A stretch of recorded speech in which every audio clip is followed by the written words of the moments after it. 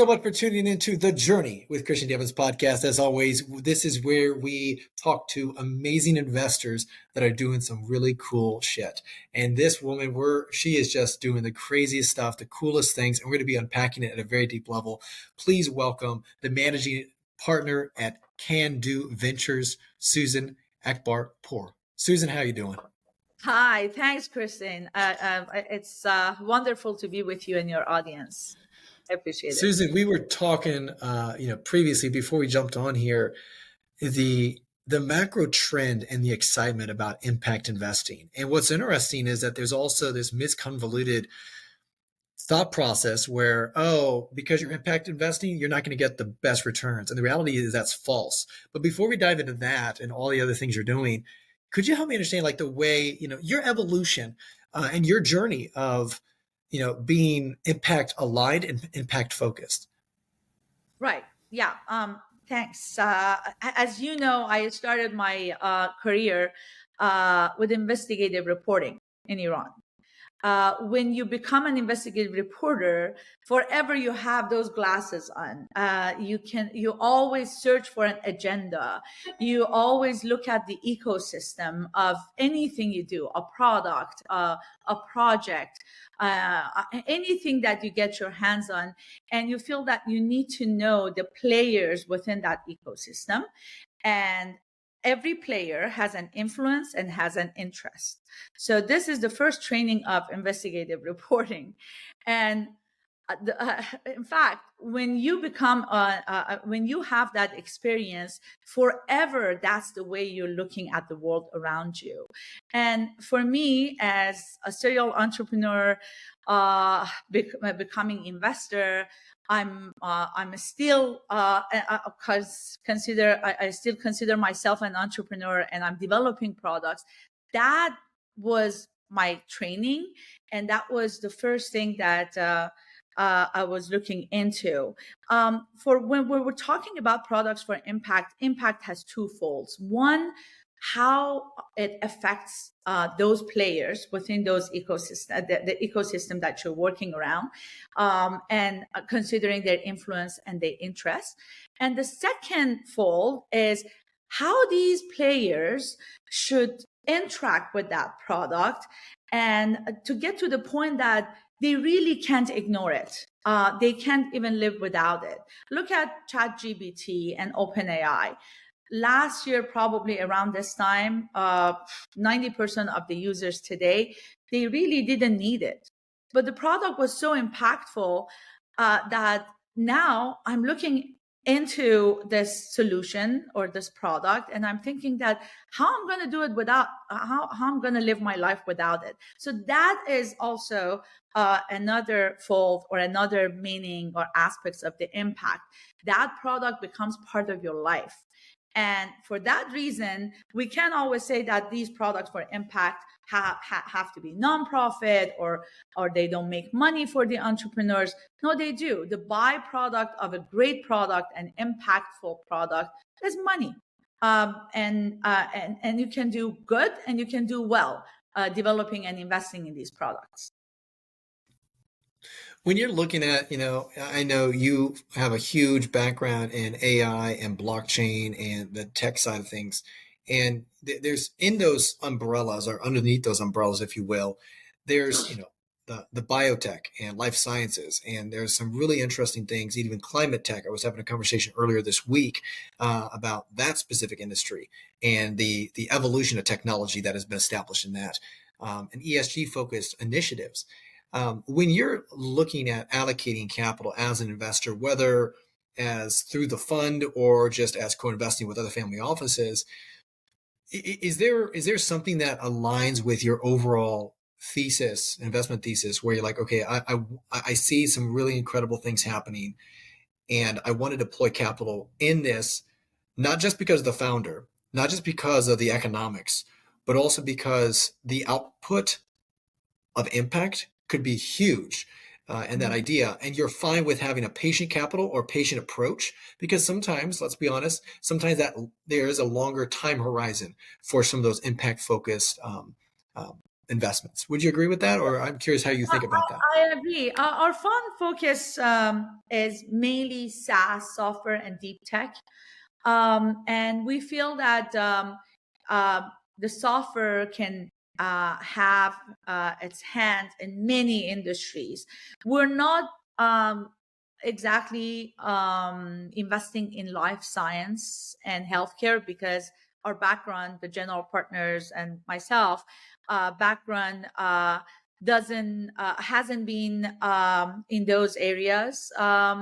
So we decided to focus on what we know well: deep tech and SaaS software, mainly enterprise software.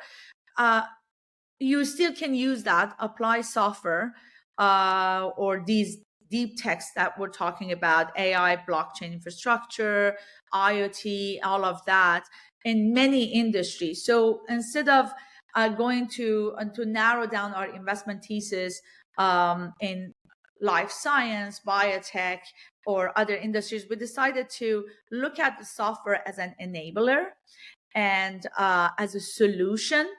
And just we don't discriminate if this software is in life science or banking or hospitality industry, anything. As long as it's software, we know, or we have some metrics to kind of measure the possible growth of that company. And now we can help as well because we know these industries really well. But in terms of products versus team, I feel my focus, at least, has been mainly on products at the beginning. Because if you focus on the team, you have to consider that team based on their past experiences. And there is a bias when you look at the team members that way because they should be old, right? They should have done many things beforehand. So naturally you kind of ignore the younger generations, minorities, people that they didn't have that privilege to show their success before. So for me, the product is more important metrics. And I feel as an investor and as a software visionary or product, I called myself Chief Imagination Officer because I'm not an engineer, but I'm a pretend engineer. I can build softwares, and I never even, thank God, wrote a line of code because I could be dangerous. But when I look at the teams, yes, they should have some general characteristics, curious, dealing well with advice, and coachable, but and have a zest and ambition to grow. However, for me, it's more important to see what kind of problems are they going to solve and how they do it differently with others. There are so many product wannabes in the market, or the products that traditionally we say they're looking for problems. I'm not an investor who does well with that kind of products just because the team is accomplished and then they have a good scorecard. I'm looking at the problems that have been defined really well and the solutions that they can solve them in a way that makes sense as in the view of an investor and also the market. So my focus is not really that much of the team's background. I want to see the team's zest and the product mainly. Mm-hmm. Could you tell me an example or give me an example of like one of your portfolio companies and the product market evolution? I always find this so unique. I see some companies that I've looked at maybe several years back, and they were going after this one different kind of product. They were selling it and developing it. And then all of a sudden they pivoted because as they got, feedback loop and customer feedback loop, they started adjusting, modifying their product so it hit a bigger problem, whatever it is. So the market cap was explosive. And again, it was like, oh, that was a cool evolution and kind of a cool journey. And I missed out on that opportunity or whatever the case may be. But I'd love for you to kind of share maybe an example of some of your portfolio companies doing that and what that looks like in that feedback loop product marketing evolution. Yeah, sure. There are many products. In fact, Pivot is really an important part of any entrepreneur's journey. And I told you that we like to invest in entrepreneurs who are curious, and curiosity is the main element of Pivot. So if you're not curious about what is going on in the market and how I'm behind or ahead of the game, you never pivot. And Pivot is necessarily for the well-being and the growth and success of any startup. So like, let's say I give you an example. I remember when we invested in Facenote. Facenote is a biometrics identity solution. So face recognition was a major part of basically the solution that they were looking into. But look at the GDPR, the way that the user privacy in Europe and other countries, except China and even the US, works. You can't really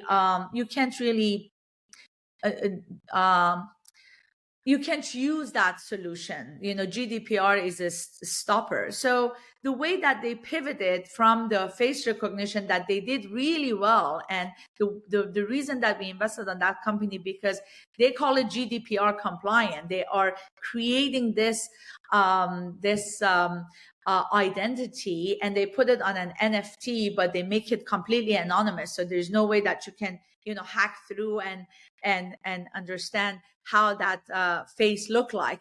But still, they pivoted and pivoted and pivoted. They started from banking, and they realized the banking industry is not really the right industry for starting or that debut. So they went to, for example, right now they're working with ticketing and appointments and all of that, and they're using the personal device of that user instead of using putting that NFT on blockchain. They're using the personal device, and that gives user more peace of mind that their identity is not in the hand of others. Another company that we invested on, Applyboard, they are in education, ed tech.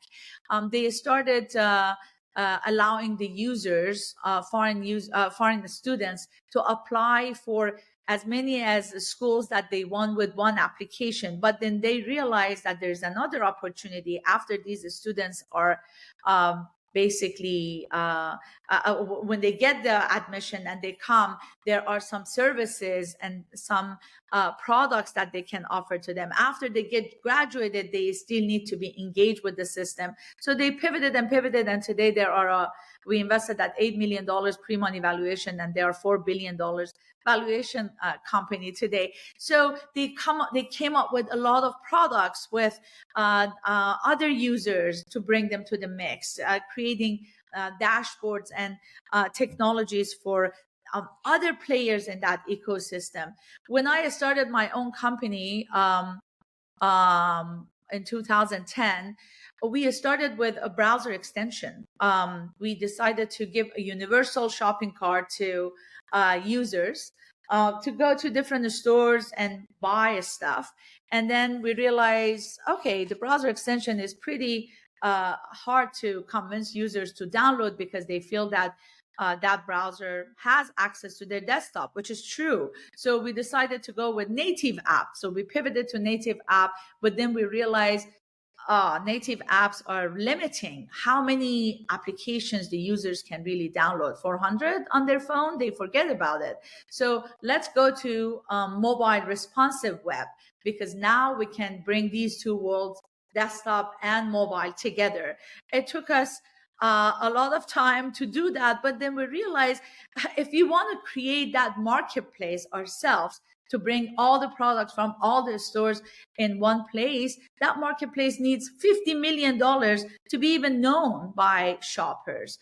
And we didn't want to, as a small startup, fledgling startup, we didn't want to do that. Okay, so let's give this solution to enterprises like media and networks to create these marketplace and shoppable content platforms. So we pivoted to SaaS software, to enterprise. In the matter of 10 years, this from a feature, it became an application. From the application, it became a platform, and from the platform became marketplace, and then became SaaS software. So you see that it was just like, just like 5 companies in one. So pivot is really a major part of your journey, and you have to always have that ecosystem in mind, the players, their influence and interest, and build a solution where these players can create value, distribute value, the way that they don't have a will or a way to cheat the system. If you can do that, in any kind of shape and format, if this is your primary intention, you can build impactful products. Yeah, one of the things I always find unique, and I appreciate those examples. One, I congratulations on the success. That's a great opportunity there, and obviously you guys have done very well in regards to investing capital. And one of the things I always find unique about the product development and kind of the evolution is as you add different tiers of different services and products and targeting different avatars or clientele, the question is always coming down to, should we focus on one product and be like the best at it and scale that? And then if not, then when do we evolve into deploying another product? Because each product creates its own complexity in-house, right? You have to have an operational team, you have to have, the know-how, et cetera, the systems, the process, et cetera. And then obviously, but there's also the question of, okay, well, should we? Because do we have the capability, and is it kind of an easy vertical into this XYZ product, and the total addressable market, will it help us increase to the level that we need to? Do you have those conversations with your portfolio company and their founding team? Yeah. And I'm talking like post revenue. They've obviously acquired one product. They're doing well with that. The conversation, what does that dialogue look like? Saying, hey, I think you guys are ready to level up, per se, into this next evolution. Yeah, I'm glad you asked. I really don't believe in focus. So when focus to me, especially in the age of OpenAI and all these integrated solutions, is like that old typewriter under my attic. Focus doesn't mean anything. And in fact, there are so many concepts that they are taught in business school that I feel the reason that they're teaching them is because they don't know better. How come we can focus on one product or one user when we're living in the world that our life is controlled by these gadgets, that they have to be connected? I mentioned that in my in answer to your previous questions. How many applications as a user I should download on my phone? How many? If I want to buy this device today, how many websites should I go? How many applications should I have? How many stores should I go? How many destinations I should consider to buy this in the best price and the shortest time, and with something that fits with my budget, with my interest, and anything I have in mind?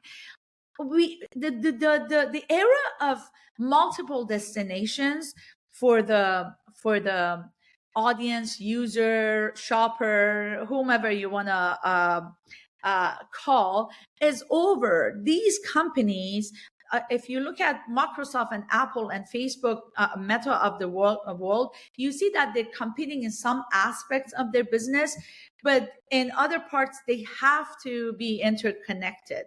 So this era is era of technologies that they can connect all these solutions together to make the life of the user easier.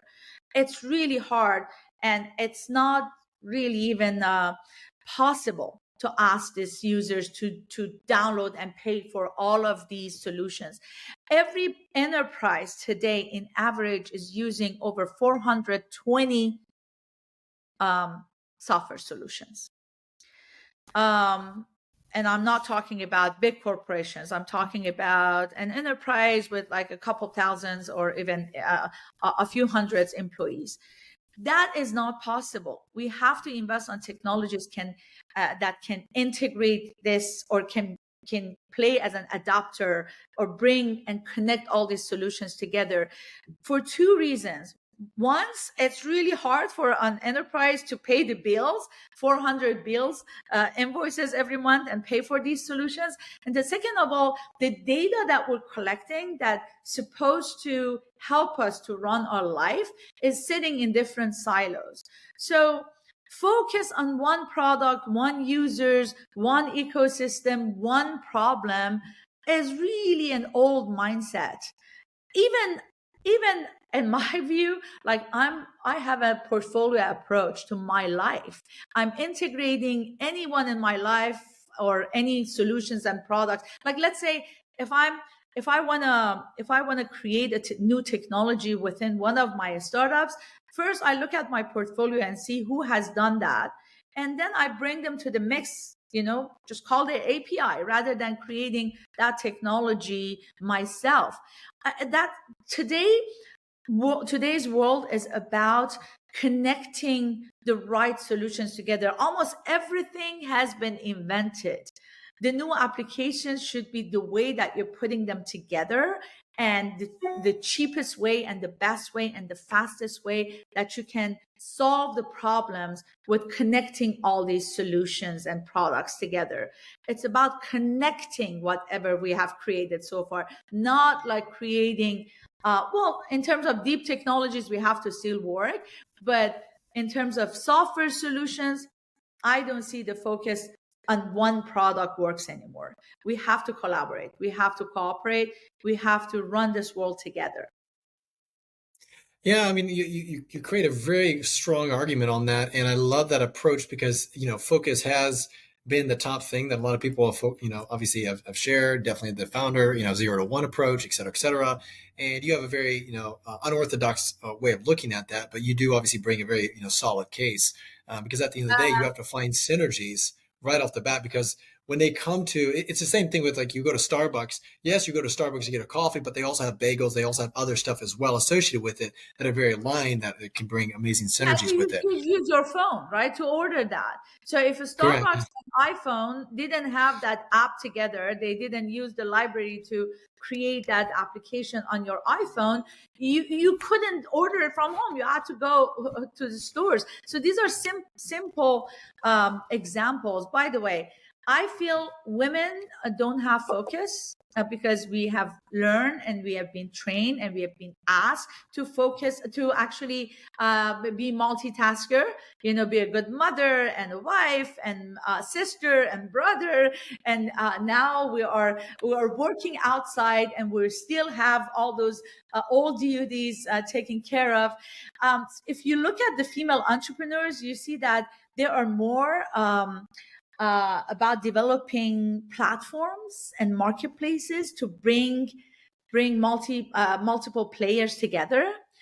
And when you look at the male entrepreneurs, not anymore, where these two are merging, but before it was focus on one thing, which you guys are very good at. And I think the success is happening when these two kind of mindsets come together and create technologies and products that are impactful, and many users can use them, as I said, to create value together and distribute it fairly and squarely among each other. So it's not a zero-sum game anymore. Yeah, and I love the synergies because at the end of the day, when you have those diversity of thought, I mean, it's an explosive, positive outcome, which is really great.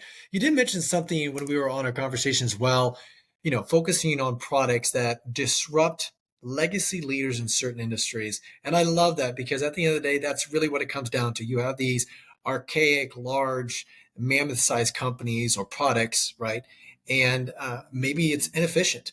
And there's a better way, there's a more effective way, there's a more efficient process of doing things in numerous different industries, in numerous different fields. And I just thought, I love that, what you said, of that disrupt legacy leaders in these certain industries. So when you're thinking about this, you mentioned, offline, 3 different products you're working on. I want to start with the third one you mentioned, because I just thought that was so cool. Democratizing democracy in your nonprofit. Could you give us a little bit of like context around what that is, what your mission is, your vision, of course, and then we'll take it from there. Sure. Yeah. My day job is being a VC, managing partner of Can Do, and dealing with due diligence, investments, and sitting in the board of 4 of our portfolio companies. But I have many other interests. And I told you that my life is about portfolio approach. I can't really work for one boss, and I can't focus on one operations, and I can't help myself to not to get interested and excited about all other products that we can create.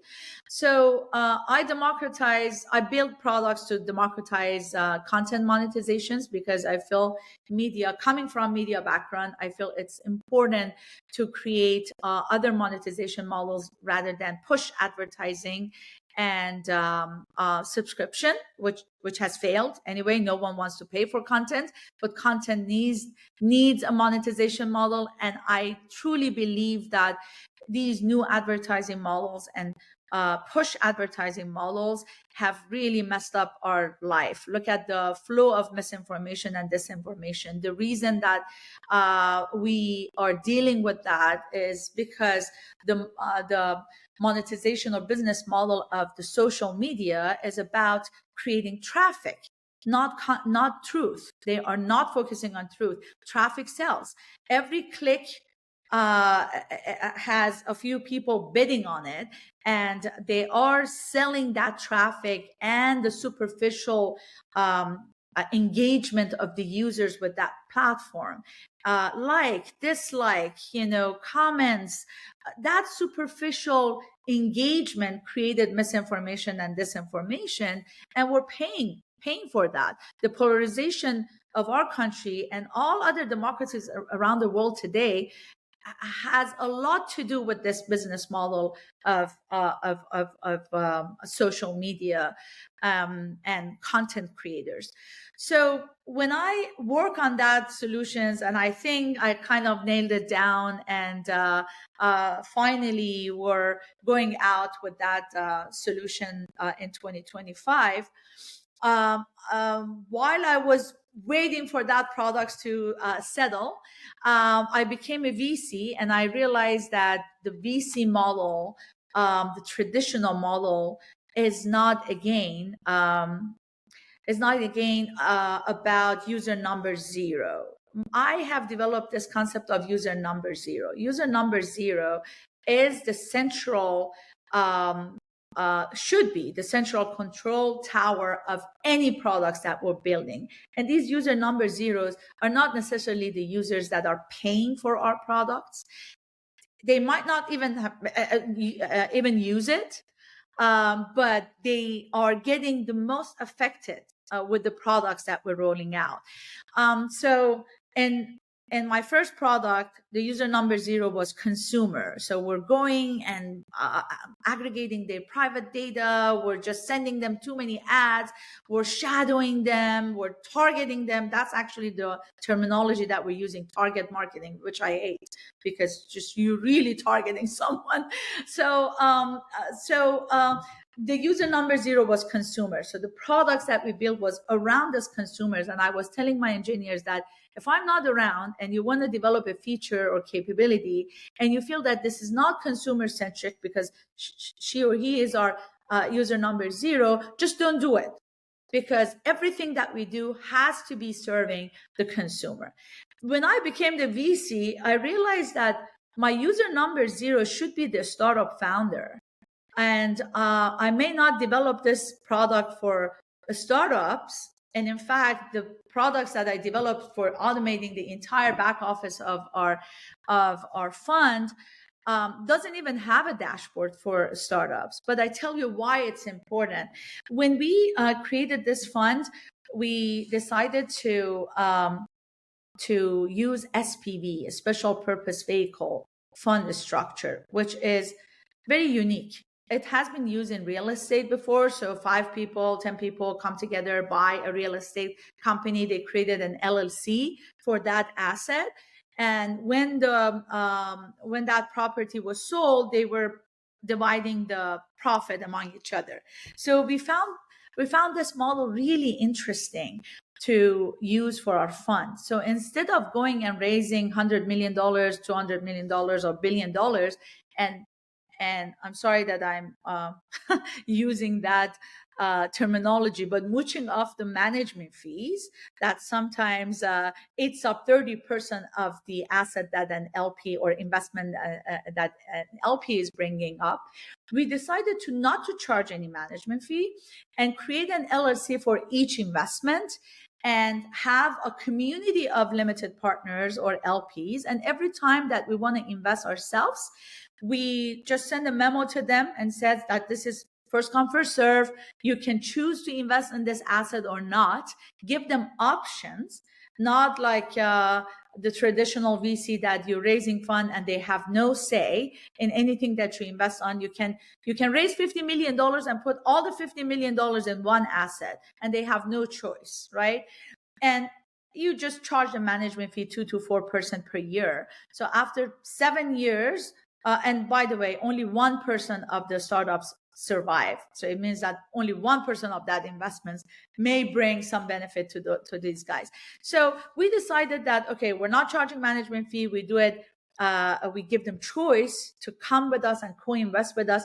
But this is really, really cumbersome. The back office was crazy. These LPs, they didn't remember what they invested on. We always had to, communicate with them, and we had to look at these assets in the entire lifetime, and conversions, all these financing events that are happening. We had to communicate with our LPs, distributions, pro forma valuation, and all of that. So I created a software that can automate this whole thing from pipeline management, prospects, and then LP communications, financial events, reporting, all of that, which has actually commercialized a month ago. And now any fund with any kind of structures can license it, SEMA.VC.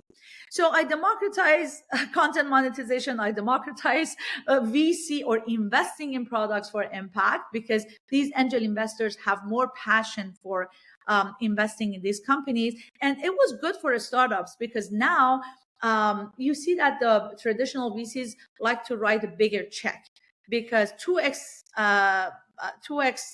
return is good for them. If you write a big check for $10 million and that company gets anywhere, you get $20 million is 2x of your return. But for angel investors, they had to get passionate about a project. They had to, really sign up to that, but they write smaller checks. And after a while, the cap table of that, the startups gets really flooded with these smaller $10,000, $20,000 check. And the traditional VCs don't like that. So as I said, the user number 0 for me developing that product was the entrepreneurs, that they need to get funding before they get to the point that someone can write a $10 million check for them, because they had to create that much of value for those guys to come in. And also we help them to keep their cap table clean with one check from us, and not like 50 of our 57 of our LPs. So I was busy with developing these 2 products and investing, and 2 incidents happened almost in a matter of a year. One, the January 6th event, when I saw our democracy went down the drain in a matter of a few hours. We broke our democracy. And also women life freedom in Iran, the country that I was born at. And I noticed social media has used these events for selling more advertisements, right, to anyone, at any rate, at any cost.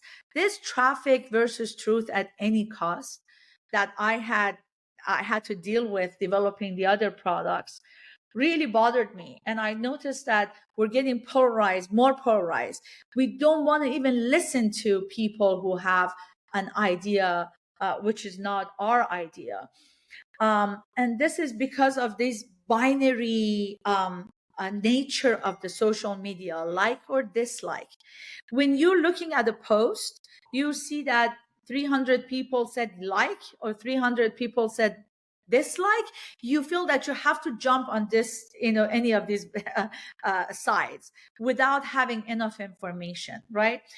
Also, I noticed that astroturfing, grassroots campaign, basically, fake campaign, are taking over the social media. Someone that has created 2,000 accounts or bot-generated accounts and contents, they're creating all these false information and misinformation and disinformation that social media loves because it brings a superficial engagement, and they can sell those real estate to advertisers, are taking over our lives.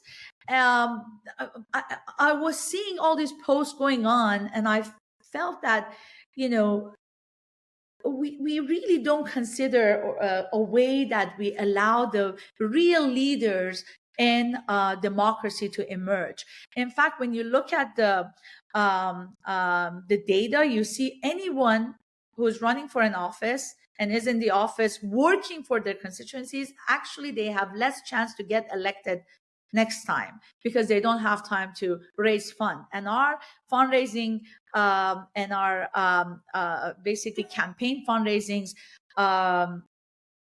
method and a strategy is wrong, because the more money you have, the more attention you can get from people and the more vote you're going to have. So I decided that, okay, democratizing content monetizations or media and VC was not enough. Let's democratize democracy. There are 3 challenges to our democracies today. The good actors don't have bandwidth to fact check, vote, or hold each other's accountable. Misinformation and disinformation has taken over our lives, and we can't really sort between truth and disinformation.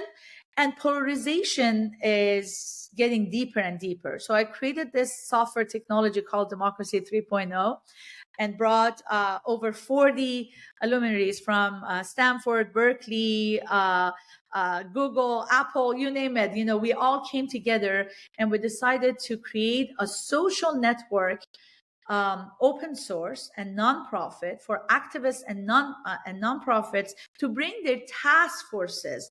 Instead of post, we have the concept of task force. So they come up with real task force that affects our lives, and bring the collaborators, and they start working with them to accomplish those. Like I give you an example. Like, let's say I'm gonna plant 300 trees in a poor neighborhood, right? And I come and bring this task force in.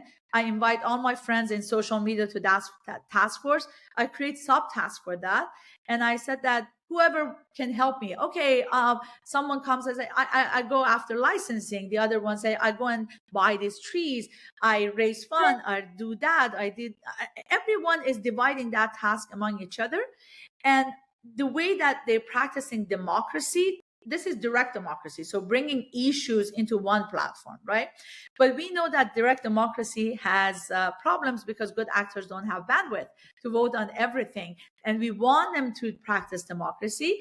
So every change that is applied to this platform now has to be voted by the collaborators within that task force. So I said that, hey, let's plant 400 trees because I got a good deal, and everyone has to vote on that. And if you can vote, if you don't have time, you can proxy your vote to someone else that you believe in. And after a while, these leaders are emerging with these scores that they're receiving for accomplishing any task or subtask. We give them, the system is giving them a score, and the highest score you are, it's more likely that other ones proxy their vote to you. So we're bringing representative and direct democracy together within that platform. And after a while, these real leaders, the ones that are not only talking, they're just doing the work, they emerge. Like, let's say Christian has 20 million scores. It means that Christian has done a lot of things, has worked in different task forces, and people can see everything. But the users are in this platform can be anonymous. We don't want to know who they are, because activists, they may want to do something that they don't want to get bullied for. So how we do it, because if they are anonymous, they can again have multiple accounts. We're using biometrics and blockchain to create an anonymous identity for each user. We put it on an NFT, and every time that you come back to the system, you get identified again, and we match these two together, and you can get in. So then we can confirm that you're unique, you're alive, you're not bot. So we have some gestures and voice recognition, face recognitions, and so on. But because we want you to be anonymous, we don't keep your face on any database. In fact, the system doesn't have any database. Everything that we know as the developers, all other users know about you. So you can be user number 302, has created this many of task forces, has accomplished this much of works, and it got that scores, but completely anonymous. So this is the way that we decide to democratize democracy. And we're talking to many foundations, Obama foundations, public media, educational institutes, to use that to bringing task forces to world. And we stay away from these superficial engagements of like and dislikes and TikTok dance and all of that. We do real work, real world work within that platform. Well, I love the energy behind this, because you're exactly right in regards to, the social media landscape right now, driving traffic more than truth. And there's a massive differentiation and massive delta between those. And that's the sad truth behind that. And I love kind of the passion. And let me ask you, is your plan with this nonprofit Democratizing Democracy to integrate some companies as well in company initiatives? And it's almost like an ESG kind of focus, being able to say, hey, look, how involved are these companies or industries or whatever involved with their community, or involved with the planet, or involved with these initiatives, with these task force? And I'd love to, is that your ultimate goal? Because you mentioned foundations, which is great. Profits. So tell me a little bit more. We're actually talking to Linux Foundation, and we're going to make this open source. So you see that how Ethereum Foundation happened, and then the same people within the foundation, they started a few applications like Coinbase and Circle and others. So we come up with the Demos, Democracy 3.0 is the organization, but our platform is Demos, the social platform that I mentioned. But we're going to make this open source, and hopefully an industry standard that everyone can use, everyone who is looking for creating an impactful application. Also, the platform is open API, so all the developers can create different applications for these task force to be employed, right? So let's say there's a task force that has a fundraising efforts, or survey, or election, or anything. We allow the developers to create these applications that they can be pulled, drag and drop into the task forces. And those developers can actually, hopefully, can provide this for free for the users. But if they decide to make it, make profit out of it, they have to give tax, a percentage of their revenue to the nonprofit organization, for us to be able to be self-sustained as well. So yes, this is going to be an open API and open source very soon, hopefully.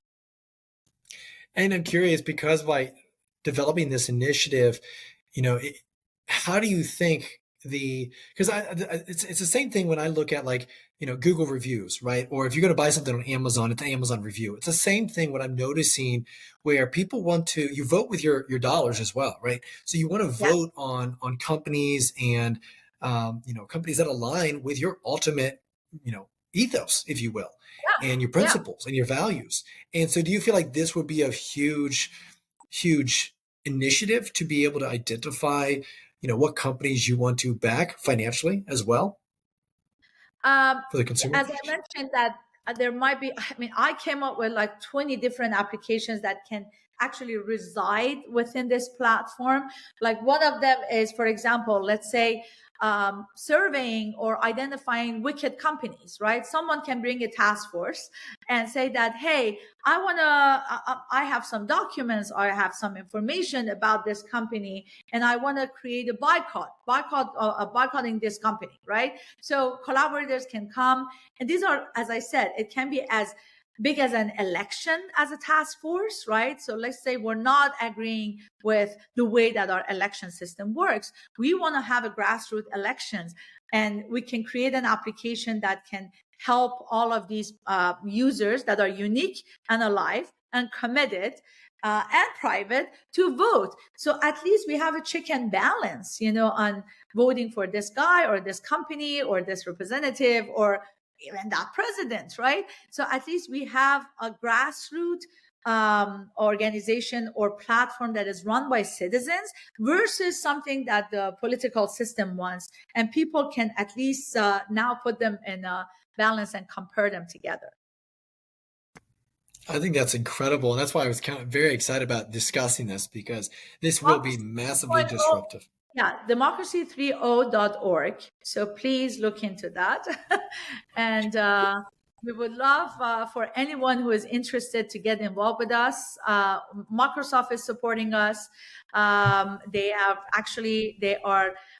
paying us for any of their employees who is involved in this project. We got AWS credit and a grant. We are applying. We have our SAM number, so we can apply and to any grants. We're working on it, but so far it's been grassroots. Myself and some of the board members so far have been financing the organizations, but we're going out big, and we need every little help of anyone who is interested about democratizing democracy. Yeah, and I wanted to come back on something you mentioned. Obviously January 6th was a pivotal experience for you that obviously kind of corresponded with this initiative. And then as well as you said, the women in Iran and, what's going on there. And Iran is a very interesting, sad country. You have a very deep rooted experience with that, that country. And it's always had a very lack of freedom for women specifically. And there has been some really interesting conversations and I think evolution around this. And I'm curious, just on a geopolitical standpoint, what are you seeing with that country that women maybe integrating this into that ecosystem, or because it's not going to, Iran specifically, it's not going to go from the top to the bottom. It's got to go from the bottom to the top that transforms that country. So I wanted to get your perspective on that geopolitically, what you're seeing and how this initiative could be helpful. Yeah. The history of Iran, the ancient history of Iran has been full of kings. We we love the concept of king and these superpowers. And every time that we're getting closer to democracy, there is an outside force that stops us to practice real democracy. Over 50 years ago, when the first democratic government came to the power, CIA decided to spend $1 million to break that democracy. And they did really well. And unfortunately, what really bothers me is that they didn't even get to spend that $1 million on breaking that democracy, that fledgling democracy. They only spent $80,000, and there were some people inside who could be employed, and we always have those people in the history of that country, people who are selling their soul, and they do that. So this outside force is always there because unfortunately we have something that a curse that we call oil, and we also strategically place in a in a location that has access to many places. So it's a very strategic location for many superpowers to look into. And also it's a $4 trillion economy, believe it or not. McKinsey had a study on that. It's a $4 trillion economy that anyone can exploit. And unfortunately, this anyone who became a ruler in that country had many incentives so far to run their personal agenda and to fill their own pockets. So they are sold. We never know what is happening, but what I know, these external forces don't want real democracy for that country. That almost all of us now are convinced that this is not something that it can actually grow from within, but the outside forces and external forces are destroying those fledgling democracies. In fact, the women life freedom movement would have been more effective if our current administration didn't release $6 billion in the middle of the revolution to the government, at least talking about that, because that was a stamp of support for the mullahs ruling that country right now, right? So we want the external forces to stay away from what is happening inside of the Iran. And again, democracy cannot be exported to that country. It has to come from within. I've been away for 27 years now from out of Iran. I can't even allow myself to come up with the right model of democracy for that country. It has to be done from within. But what we can do as expatriates or as citizens of the world to make sure our governments don't put their nose into the affair of those people. They know what to do. They are super educated.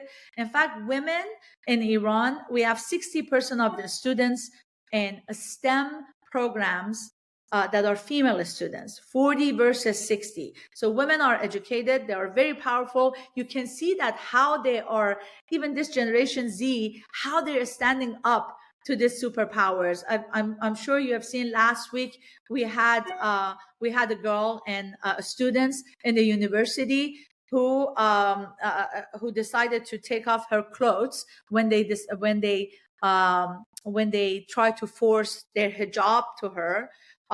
Full hijab, because she was okay, but they approached her and they said that you have your hair is still out. So she decided to take off all her clothes and the sign of objection. And people are talking about how brave she was. And so you see these scenes in the streets. In fact, one of my friends came from Iran lately, and she said that 50% of the women don't have hijab anymore in Iran. So things are happening. And what we can do is fortifying these kind of efforts, supporting them, and making sure that our governments, are not doing anything that can take that country down the drain. Attacking that country, or dealing with mullahs one way or another, slows down the movement of democratic movement and changing or bringing democracy for good to that country. Yeah, it's a very interesting, that whole region over there is very unique. And of course, we, within the last several years, we've seen MBS from, Dubai and UAE region making Yeah. leaps and bounds in a unorthodox way, which is really interesting. Women couldn't even be able to drive in those regions, and yet now we're seeing some things progressing in the right direction Things are happening. on a Western. If as I said, that's about the ecosystem around anything. There are different players with different influence and different interests. We have to create this ecosystem the way that no one can cheat or has a will or way to cheat the system, right? So that ecosystem, we need to find the right people, connect them together. The world today is about cooperation, collaboration, integration, finding the right people, connecting the right dots, and making sure that things are happening for good reasons and have a positive impact in our lives and the world. Yeah, one of the things that I love about this new age of technology, you've got the tech, blockchain and that kind of space, but also AI. If you think international investing or synergies or different country synergies, a lot of it had to do with, culture differences or language barriers or even just like the different currencies. But if you're able to eliminate a lot of that, now all of a sudden we're seeing, just huge improvements in the right direction with Yes. amazing synergies and collaborating for the good of the world. If we're able to find the right leaders that can grab a hold of that new future and spearhead it. And I think we're going to need some younger faces to be able to do that. We have a whole bunch of Thank old you. individuals right Thank now. you. Thank you. I'm old. I'm old. I don't want to be No, you're involved in. young, Susan. But You're no, part of our mentor. I look young, but because I don't have time to age. But but we really need the younger generation. Look at our politics. I feel sometimes when I look at candidates, I feel that I don't want to vote for that person. Is there anyone better than this candidate or that candidate? And I know a lot of people, but people with with integrity, they don't want to get absorbed to politics because they feel that things are slow there, nothing is happening, everyone is after their own agenda.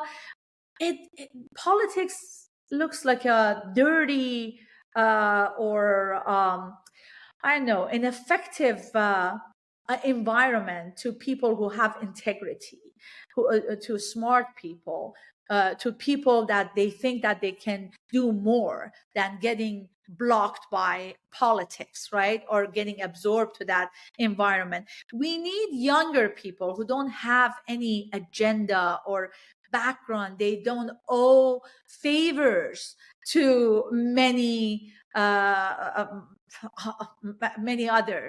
to go and run for these political offices. And I know it's hard to ask. If you ask me today, hey, Susan, are you going to run for any office? I said, heck no, because I know that I can do much more in technology and I can be more effective. But maybe the new generation can have a way, because when I look at my daughter, she's 19, and her generation, I feel that transparency is given for them. They're sharing everything. They don't have anything to hide. They're not disguising. They don't even, she goes out and said, hey, do you think you need at least a lipstick or maybe that hoodie? You said, I don't care. Whoever wants to like me, they need to like me the way I am. I really love that attitude, right? And if we can bring it and reflect it in technology development, in products development, we can democratize many legacy infrastructures that are actually holding us back, because we have to break them down. There's no other way. It didn't work, or it worked for a while, but now it doesn't work. With the concept of open AI, open everything, we can't really run our politics the way that it's been run for the last centuries. We have to come up with a new product and solutions, and maybe that solution is democracy 3.0. I don't know.